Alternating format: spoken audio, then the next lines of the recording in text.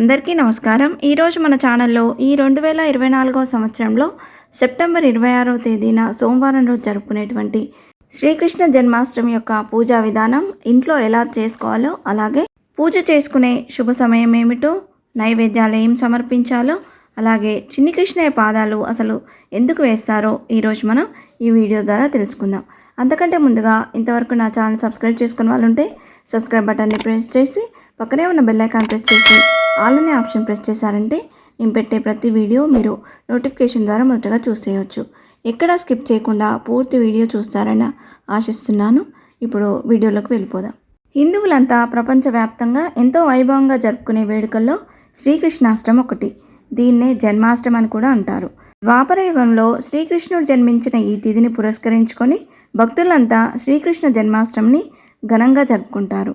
చెడుపై మంచి సాధించిన విజయానికి ప్రతీకగా దశావతారాల్లో శ్రీకృష్ణ అవతారాన్ని గుర్తిస్తారు। శ్రీ మహావిష్ణువు ఎత్తిన దశావతారాల్లో శ్రీకృష్ణ అవతారానికి ఎంతో ప్రాముఖ్యత ఉంది। శ్రీకృష్ణుడు కర్మయోగిగాను, ధర్మానికి ప్రతిరూపంగాను, భగవద్గీతను అందించిన భగవానుడిగాను కీర్తి పొందారు। అలాంటి శ్రీకృష్ణుడి జన్మాష్టమిని పురస్కరించుకొని భక్తులు ఎంతో భక్తి శ్రద్ధలతో పూజలు చేస్తారు। ఈ సందర్భంగా ఒక్కో సాంప్రదాయంలో ఒక్కో ఆచారం మనకి అందుబాటులో ఉంది। ఆ రోజు పాటించాల్సిన నియమాలు ఏమిటో, అలాగే పూజా విధానం ఏమిటో ఇప్పుడు తెలుసుకుందాం। కృష్ణాష్టమి చేసుకోవాలనుకునేవారు ఉదయాన్నే లేచి తలస్నానం చేసి కొత్త దుస్తులను ధరించి ఆ తర్వాత ఇంటిని, పూజ గదిని శుభ్రం చేసుకొని గడపలకు పసుపు కుంకుమ రాసి ఇంటికి తోరణాలు కట్టుకోవాలి।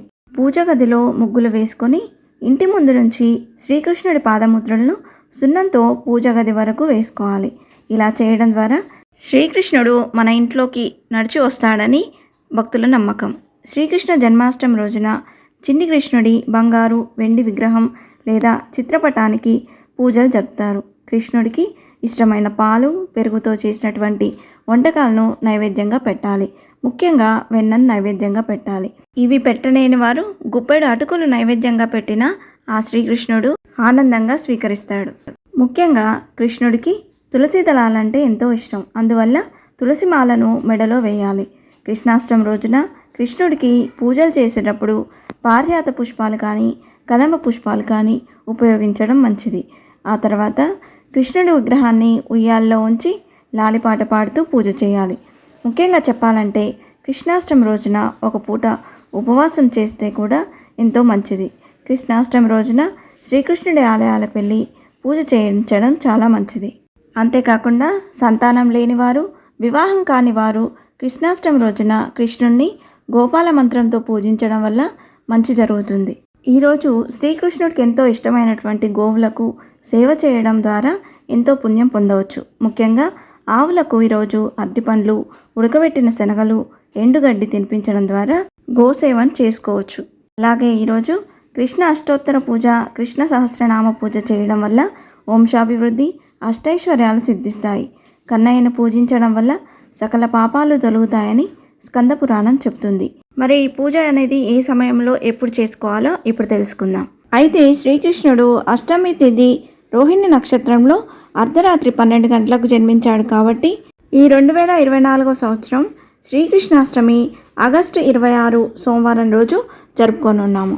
అలాగే కృష్ణుడు అర్ధరాత్రి జన్మించాడు కాబట్టి అష్టమి నక్షత్రం, రోహిణి తిథి, అర్ధరాత్రి వేళ పూజ చేసుకునేవారు నిష్టకాల పూజా సమయం అనేది ఆగస్టు 26 సోమవారం అర్ధరాత్రి 12 గంటల 1 నిమిషం నుండి 12 గంటల 45 నిమిషంల వరకు ఉందండి। ఈ సమయంలో పూజ చేయడం కుదరని వారు ఆగస్టు 27 మంగళవారం అష్టమి తిథి వెళ్ళేలోపుగా పూజ చేసుకోవచ్చు। ఇంతే ఫ్రెండ్స్, ఈ వీడియో మీకు నచ్చిందని ఆశిస్తున్నాను। ఇలాంటి ఇంట్రెస్టింగ్ వీడియోస్ కోసం please subscribe my channel and press the bell icon. అలాగే లైక్ చేయండి, షేర్ చేయండి। మీకు ఏమైనా సందేహం ఉంటే నా కామెంట్ బాక్స్లో పోస్ట్ చేయండి। Thanks for watching.